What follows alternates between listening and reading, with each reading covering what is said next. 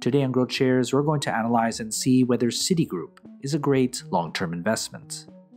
As part of the financial sector, the data and corresponding grades will reflect that so you can compare with other companies in different sectors. This analysis is divided into three factors: the business, the stock, and the price, with each weighted according to their importance. Each factor has a set of metrics which delve deeper into each factor. They are also weighted based on importance. Both the factors and metrics are given a grade from 1 at the low end to 100 at the high end, with 51 being considered average.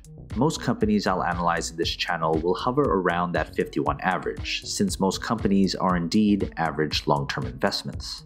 In order to be considered a great long-term investment, a company would need to receive a final grade of 81 or higher. When all three factors are added together, we'll get a company's final grade, which is also graded from 1 to 100. Keep in mind that this analysis is for those looking to invest for the long term. I'm a huge advocate of using data to determine an investment's viability, and wherever it leads, I'll follow. Please read the disclaimer and pause this video if needed. The business factor receives 45% of this company's overall analysis, by far the largest given allocation. Since I look at the viability of a company as a long-term investment, analyzing how it operates and generates positive cash flow is essential in determining whether to invest in it or not. There are 8 metrics that make up the business factor. These 4 metrics combine for 45%, and they tell us how bright of a future the company has. These 3 metrics combine for 35%, and they tell us how well the company is doing today. And market dominance at 20% tells us how well the company is doing against competitors and potential rivals. If you want to know more about each metric, I have made a video detailing every metric, link in the description below. Here are the grades for each business metric. And here is the company's business grade: 10 and below making it a failed business, and 91 or higher making it an extraordinary business. The stock factor receives 35% of this company's overall analysis, the second most allocated factor. Has the company's stock performed well enough to invest in? This factor mainly deals with what others think the company is worth, based on its market action. There are 5 metrics that make up the stock factor. These 2 metrics combine for 45%, and they tell us how reliable the company's stock is.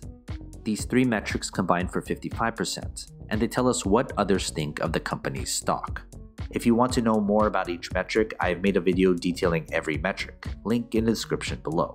Here are the grades for each stock metric. And here's the company's stock grade, with 10 or below making it a failed stock, and 91 or higher making it an extraordinary stock. The price factor receives 20% of this company's overall analysis, the smallest allocation, yet something most investors tried to determine. Price per share isn't everything, but it does determine the best price at which to invest. However, looking solely at the price regardless of whether the company has a good business or a good stock isn't a good idea, especially if you're looking to invest in this company for the long term. The only metric that makes up the price factor is the company's intrinsic value, otherwise known as its fair value price per share. Here's the company's intrinsic value and its price grade, with 10 or below making it expensive, 51 making it fairly valued, and 91 or higher making it a bargain. Before we look at this company's final grade, consider becoming a Patreon member for only $2 per month. As a member, you'll receive a spreadsheet with every grade from every company I've analyzed. It's updated all the time. Go to patreon.com/growthshares or click on the link in the description below. The final grade is the sum of all 3 factors, calculated into a single number graded from 1 to 100, with 10 or below being a failed company, to 91 and higher being an extraordinary long-term investment. Here's the company's final grade and what kind of investment it is. Undoubtedly, you may disagree with this analysis and the grades for this company.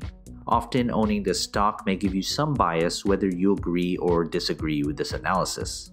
I look solely at the data and nothing else. There's enough out there to create a narrative and picture of where a company is headed. The grades, factors, and metrics allocation was determined through backtesting and optimal analysis on how to properly look at a company as a long-term investment. I'll be sure to update this analysis if any news or events drastically change the grades I've given this company, so look out for that. Anyway, what are your thoughts? Do you agree or disagree with this analysis? Leave your comment below. If you're looking to advertise your business, product, or service in a future video, you can email me here.